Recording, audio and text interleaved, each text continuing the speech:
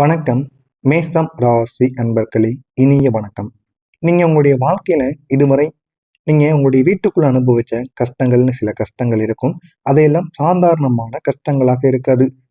அது உங்களுக்கே தெரியும். எவ்வளவு கொடுமைகள், எந்த பிரச்சனைகள் ஏற்பட்டாலும் காரணங்கள் நீங்கள் தான் என்று உங்கள் பக்கம் எல்லா விதமான பிரச்சனைகளையும் திருப்பி விடுவார்கள். இந்த மாதிரியான அனுபவங்கள் நிச்சயமா உங்களுடைய வாழ்க்கையில நடந்திருக்குங்க. நடந்திருக்கா இல்லையா அப்படிங்கிறத கமெண்ட் வாயிலாக கூறுங்க. வெளியுலகத்துக்கு தெரியாத பல மர்மங்கள் உங்களுடைய மனசுக்குள்ள புதைந்திருக்கும். ஆனா அதை நீங்க வெளியில கூற மாட்டீங்க பல நபரிடம். ஆனா உங்களுடைய மனசுக்குள்ள எவ்வளவோ விதமான கஷ்டங்களையும் சரி, எவ்வளவோ விதமான பிரச்சனைகளையும் உங்களுடைய மனசுக்குள் நீங்க வைத்து கொண்டே இருப்பீங்க. அதனால எவ்வளவு பிரச்சனைகள் வரும் என்பதை கூட நீங்கள் அறியாமலும் இருப்பீங்க. இந்த மாதிரி ஒரு மனிதர்களாகத்தான் நீங்கள் இதுவரைக்கும் இருந்து கொண்டிருப்பீங்க.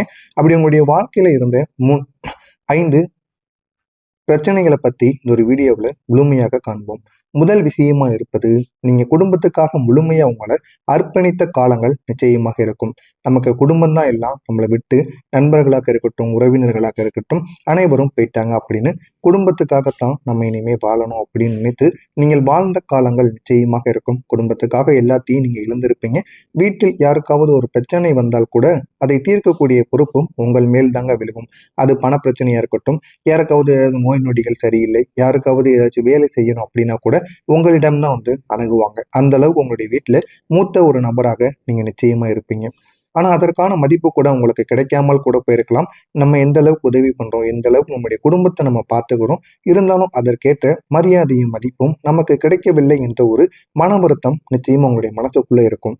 நீ செஞ்சது என்ன பெரியது, நீ செஞ்ச விஷயம் என்ன அவ்வளவு பெரிய விஷயமா, இதற்கெல்லாமா உன் மேல கருணப்படணும், நீ மதிக்கணும் அப்படின்னு வீட்டுல இருக்க நபர்கள் அனைவருமே உங்களை கிண்டலும் கேலியுமா பேசுவாங்க. ஆனா உங்களுடைய மனதிற்குள் எப்பொழுதுமே ஒரு விஷயம் ஓடிக்கொண்டே இருக்குங்க. ஒரே ஒரு கேள்வி மட்டும் உங்களுக்குள்ள எழுந்து கொண்டே இருக்கும். நான் செய்யாததை விட என் கூட பிறந்தவங்க என்ன பண்ணிட்டாங்க, அவங்களுக்கு ஏன் இந்த ஒரு மரியாதையை கொடுக்கீங்க அப்படிங்கிற ஒரு கேள்வி மட்டும் உங்களுடைய மனதிற்குள் ஓடிக்கொண்டே இருக்கும். இது முதல் விஷயமா உங்களுடைய வாழ்க்கையிலே உங்களுடைய வீட்டில் நடந்துகிட்டு இருக்கதா இருக்கும். இரண்டாவதா இருப்பது என்ன தெரியுமா? நம்பிக்கை துரோகங்கள். நம்பிக்கை துரோகங்கள் உங்களுடைய வாழ்க்கையில நடந்த காலங்கள் அதிகமாகவே இருக்கும். ஏன்னா நீங்க அனைவரையுமே ஈஸியா நம்பிடுவீங்க. யாரையும் ஏமாத்தணும் அப்படிங்கிற ஒரு மனப்பான்மை உங்களிடம் இருக்காது. அதனால எத்தனையோ நபர்கள் உங்களை ஏமாத்திட்டு போயிடுவாங்க. நீங்க மிகவும் நம்பிய ஒருத்தவங்க தான் உங்களை தவறா புரிஞ்சிருப்பாங்க. ஆனா அவங்களுக்கும் உங்களுக்கும் இருக்கிற இந்த பாண்ட் இருக்குல்ல, அது மிகவும் உயிருக்கு உயிரா பழகுவது போல பழகியிருப்பீங்க. இருந்தாலும் ஒரு காலகட்டத்துக்கு மேல என்ன ஆகும்னு தெரியாது. அவங்களே உங்களை தவறா புரிஞ்சுக்கிட ஆரம்பிப்பாங்க. வீட்டுல உங்களை குறை சொல்ல ஆரம்பிப்பாங்க. இது ஆணாக இருக்கட்டும், பெண்ணாக இருக்கட்டும், இருவருக்கும் பொருந்தும். வீட்டுல கூட உங்களை தவறா சொல்ல ஆரம்பிப்பாங்க. இவன் தான் என்னை கெடுத்துட்டான், இவ தான் என்னை கெடுத்துட்டா அப்படின்னு தேவையில்லாத வார்த்தைகள் எல்லாம் உங்களுடைய வீட்டுல தேவையில்லாம பேசுவாங்க. பேசி உங்கள் மீது ஒரு கெட்ட பேரை வர வைப்பாங்க. ஆனா ஏன் இந்த மாதிரியான சம்பவம் உங்களுடைய வாழ்க்கையில் நடந்தது அப்படின்னு உங்களுக்கு கூட தெரியாது. ஆனா இந்த ஒரே ஒரு சம்பவம் தாங்க உங்களுடைய வாழ்க்கையில மனதில் இன்னமும் ஆழமா பதிந்து கொண்டே இருக்கும். நம்ம என்ன பண்ணணும், எதுக்காக இந்த மாதிரி ஒரு பேர் நமக்கு வந்தது அப்படின்னு பல முறை நீங்க கேள்வி கேட்டுக்கொண்டே இருப்பீங்க. அதுல இருந்து உங்களால வெளியவே வர முடியாதுங்க. அந்த மாதிரி சில அனுபவங்கள் நிச்சயமா உங்களுடைய வாழ்க்கையில் நடந்திருக்கும். மூணாவதா இருப்பது என்ன தெரியுமா? பண கஷ்டம் அதிகமான நாட்கள் உங்களுக்கு நிச்சயமாக இருக்கும். வீட்டில் செலவுகளும் ஒரு பக்கம் அதிகரித்து கொண்டிருக்கும். மற்றொரு பக்கம் நீங்க எவ்வளவுதான் முயற்சி செஞ்சாலும் பணமும் உங்களுடைய கையில தங்காமலே போய் கொண்டிருக்கும். நம்மளும் என்னடா பண்றது, எப்படிதான் நம்மளுடைய குடும்பத்திலையும் பணத்தை சேமிக்கிறது அப்படின்னு தெரியாம முழித்து கொண்டிருந்த காலங்கள் எல்லாம் நிச்சயமாக இருக்கும். என்னால இது சரியாக முடியவில்லை அப்படிங்கிற கேள்வி தினமும் உங்களை துன்பப்படுத்தி கொண்டே இருக்கும். ஆனா உங்கள் வீட்டுல தான் இதற்கான பணப்பிரச்சனையை ஏற்படுத்தி இருப்பாங்க. உங்களால எந்த விதமான பணப்பிரச்சனையும் ஏற்பட்டு இருக்காது. இருந்தாலும் இந்த ஒரு இடத்துல சிக்கலை அனுபவிக்கிறது என்னமோ நீங்களாகத்தான் இருப்பீங்க. அதனால இதுவும் உங்களுடைய மனசுக்குள்ள ஓடிக்கொண்டே இருக்குங்க. நாலாவது விஷயமா இருப்பது, உங்களுடைய மனசை தவறாக பயன்படுத்திய காலங்கள் அனைவராலையும் நிச்சயமாக இருக்கும். நீங்க உதவி செய்ய நினைச்சவங்களை பின்னால் உங்களை பத்தி தவறா பேசியிருப்பாங்க. உங்களுடைய வாழ்க்கையில தவறா நடந்துக்கணும் அப்படின்னு அவங்க சில செயல்களையும் பண்ணியிருப்பாங்க. ஆனா அவங்க ஏன் இப்படி பண்றாங்க, எதுக்காக இப்படி பண்றாங்க அப்படின்னு உங்களுக்கு தெரியாம இருந்திருக்கும். இருந்தாலும் அது உங்களுடைய மனதுக்குள்ள ஓடிக்கொண்டே இருக்குங்க. அந்த ஒரு வேதனை இருக்குல்ல, அது உங்களுக்கு ஒரு பெரிய ஒரு பாடமாகவும் ஒரு பக்கம் மாறி இருக்கும். இன்னொரு பக்கம் யாரையும் முழுதா நம்பக்கூடாது அப்படிங்கிற ஒரு பதிலையும் உங்களுக்கு நிச்சயமா கொடுத்திருக்கும். ஐந்தாவது விஷயமா இருப்பது, அமைதியாக இருந்தாலுமே உங்களுக்குள்ள சிதறிய ஒரு காலங்களும் சிதறிய மனமும் நிச்சயமாக இருக்கும். வெளியில நீங்க எவ்வளவுதான் சிரிச்சாலும் உங்களை நீங்க மட்டும்தான் உங்களுடைய வழியை தாங்கிக் கொள்ள முடியும். மற்றவங்ககிட்ட கூறணும் அப்படின்னா அதை நம்ப மாட்டாங்க. நம்மளுக்கு இருக்கிற வழி அவங்களுக்கு புரியாது என்பதை நீங்க உணர்ந்து உங்களுக்குள்ளேயே நீங்க வைத்துக்கொண்ட காலங்கள் நிச்சயமாக இருக்கும். உங்களுடைய வீட்டில் உங்களுடைய கஷ்டங்களை கொடுத்து நேரடியான மனிதர்கள் மட்டும் கிடையாது, சூழ்நிலைகளும் சரி, தவறான புரிதல்களும் சரி, உங்களுடைய நல்ல மனசும் தான் எல்லாத்துக்கும் காரணமாக இருந்தது. நீங்க சொல்வது நீங்க நல்லது செய்ய நினைச்சா கூட தடங்கல்கள் உங்களுக்கு ஏற்பட்டது. அதுவும் உங்களுடைய வாழ்க்கையில நிச்சயமா நடந்திருக்கும். இந்த 3 விஷயங்கள்ல தடங்கல்கள் ஏற்பட்டிருக்கும். ஒண்ணு வேலை, இன்னொன்னு பணம், இன்னொன்னு உறவுகள். வேலை கிடைத்தாலும் தாமதமாகத்தான் உங்களுடைய வாழ்க்கையில கிடைக்கும். அப்படி கிடைத்தாலுமே அது நிலைத்தன்மையாக இருக்காது. பணம் வந்தாலும் உங்களுடைய கையில தங்காம போயிருக்கும். உறவுகள்ல கூட புரிதல்ங்கிறது குறைஞ்சு கொண்டே இருக்கும். இந்த மாதிரி அனுபவங்கள் உங்களுடைய வாழ்க்கையில ஏற்பட்டு என்ன செய்யறது அப்படின்னு உங்களுக்கு தெரியாம தேவையில்லாத முடிவை உங்களுடைய வாழ்க்கையில எடுக்க வைத்திருக்கும். இந்த மாதிரி அனுபவங்களும் நிச்சயமா இருக்கும். நீங்க எவ்வளவுதான் உழைத்தாலும் பணமானது உங்களுடைய கையில தங்கவே தங்காது. தங்காம இருக்கிறதுக்கான காரணம் உங்களுடைய அதிபதியும் ராகு கேதுவும் அவங்க தாங்க அவங்களுடைய வாழ்க்கையில பாதிப்பை கொடுத்தாங்க. இன்னொரு பக்கம் கிரகங்களும் உங்களுக்கு பாதிப்பாகத்தான் இது வரைக்கும் இருந்தது. இந்த ராகு கேது உங்களுடைய ஆசைகளை அதிகப்படுத்தி கேது உங்களுடைய கையில் வந்ததை கூட நிலைக்க விடாம பண்ணியிருக்காரு. அதனால தான் உங்களுடைய கையில எதுவுமே நிலைக்கல. உங்களுடைய ஆசைகள் இன்னும் வேணும் வேணும்னு சொல்லி உங்களுடைய வாழ்க்கையை அது இழக்க வச்சிருக்கும். அதனால தான் உங்களுடைய உழைப்பு இருந்தும் பலன் தாமதமாகவே கிடைத்தது. இந்த மாதிரி அனுபவங்கள் உங்களுடைய வாழ்க்கையில நடந்திருக்கா இல்லையா என்பதை கமாண்ட் வாயிலாக கூறுங்கள். நான் இதுவரை கூறியது உங்களுடைய வாழ்க்கையில நடந்திருக்கா இல்லையா, இனிமே நடக்க போவது என்ன, உங்களுடைய வாழ்க்கை இனிமே எந்த அளவுக்கு சுவாரஸ்யமாக மாறப்போகிறது என்பதை இந்த ஒரு வீடியோ முழுமைக்கும் பார்த்து தெரிந்து கொள்ளுங்கள். வருகின்ற இந்த ஒரு நாளுக்கு பிறகு உங்களுடைய வாழ்க்கையில ஒரு முக்கியமான திருப்பம் நிச்சயமாக தொடங்கும். இதுவரை நீங்க பட்ட கஷ்டங்கள், துயரங்கள் அனைத்திற்கும் ஒரு பதிலடி கொடுக்கும்படி இந்த ஒரு துயரம் நிச்சயமாக உங்களுடைய வாழ்க்கையில நடந்தே தீருங்க.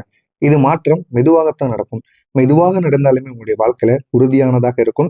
ஏன் அப்படி கூறுறேன் அப்படின்னா, உங்களுடைய வாழ்க்கையில வேகமா நடந்தது எதுவுமே நிலைத்திருக்காது. மெதுவா எதெல்லாம் நடக்கோ அதுதான் உங்களுடைய வாழ்க்கையில நிலைக்க ஆரம்பிக்கும். எனவே பொறுமையாக இருங்க. உங்களுடைய வாழ்க்கையில எதையாவது ஒண்ணு நீங்க செய்யணும் ஆரம்பிச்சிட்டீங்க அப்படின்னா அதுல உங்களுக்கு வெற்றி உடனே கிடைக்காது. முடிந்த அளவு உங்களுடைய மனசையும் நீங்க மாத்தாம உங்களுடைய மனசையும் நீங்க மாத்தாம வைத்துக் கொண்டா மட்டும்தான் உங்களுடைய வாழ்க்கையில உங்களால வெற்றியை காண முடியுங்க. வேலை விஷயத்துல நீங்க எதிர்பார்த்த ஒரு வாய்ப்பு நிச்சயமா உங்களுக்கு கிடைக்கும். அந்த வாய்ப்பினால் உங்களுடைய வாழ்க்கை நிச்சயமான ஒரு முன்னேற்றத்தை நோக்கி நிச்சயமாக செல்லவும் ஆரம்பிக்கும். இதுவரை தடைப்பட்ட வேலைகள் கூட இப்போது உங்களுக்கு நகரத் தொடங்கும். உங்களுடைய முயற்சிக்கு சரியான மதிப்பு கிடைக்கும். இனிமே உங்களுடைய முயற்சிக்கும் உங்களுடைய வேலையும் எந்த இடத்திற்கு போனால் சரியான ஒரு பலனை கொடுக்குமோ அந்த ஒரு இடத்திற்கு உங்களால செல்ல முடியும். அந்த அளவுக்கு உங்களுடைய வாழ்க்கையில மிகப்பெரிய ஒரு மாற்றம் நடக்க போகிறது. இந்த ஒரு மாற்றத்தை நீங்க எப்படி பயன்படுத்துறீங்களோ அதை பொறுத்துதான் உங்களுடைய வாழ்க்கையிலையும் நன்மைகள் நிச்சயமாக நடக்கும். ராகு கேதுவை பத்தி நிச்சயமா சொல்லியே ஆகணுங்க. இந்த ராகு கேதுவின் மாற்றம் உங்களுடைய வாழ்க்கையில ஒரு புதிய பாதையை நிச்சயமா உருவாக்கும். அந்த புதிய பாதையின் மூலம் உங்களுடைய வாழ்க்கை இன்னும் அழகாகவும் மாற ஆரம்பிக்கும். இது வரைக்கும் தலைகீழாக போய்கிட்டு இருந்த உங்களுடைய வாழ்க்கையில நேரான ஒரு கோட்டை நோக்கி ராகு கேது உங்களுடைய வாழ்க்கையில நன்மைகளை நிச்சயமா ஏற்படுத்தி கொடுக்கும். முன்பு குழப்பமாக இருந்த விஷயங்கள் கூட இப்போது உங்களுக்கு தெளிவாக மாறும்.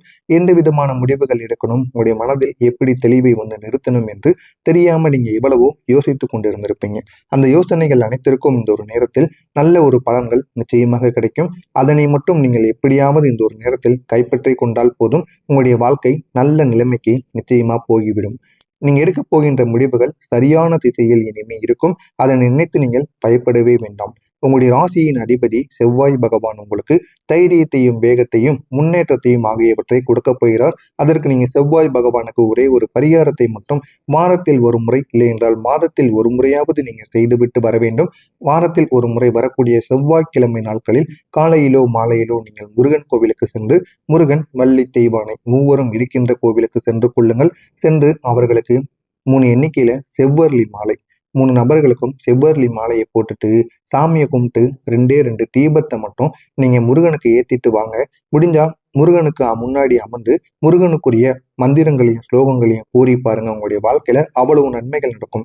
இதனை மட்டும் நீங்க உங்களுடைய அதிபதிக்கு பண்ணுங்க. உங்களுடைய வாழ்க்கை நிச்சயமா நல்ல ஒரு நிலைமைக்கு நிச்சயமாக போகுங்க.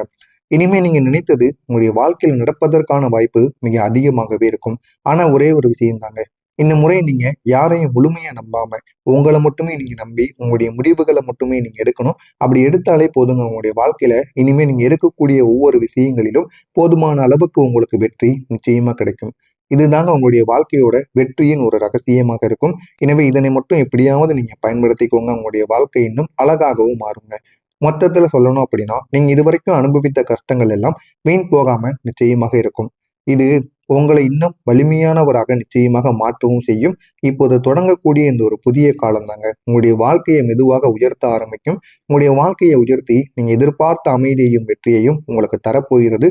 எனவே இதனை மட்டும் எப்படியாவது பயன்படுத்தி பாருங்க. உங்களுடைய வாழ்க்கை நிச்சயமாக மாறும். இதில் ஏதேனும் சந்தேகங்கள் இருந்தால் கமெண்ட் பையிலாக கேளுங்கள். அதற்கும் நான் உங்களுக்கு பதிலளிக்கிறேன். நன்றி, வணக்கம்.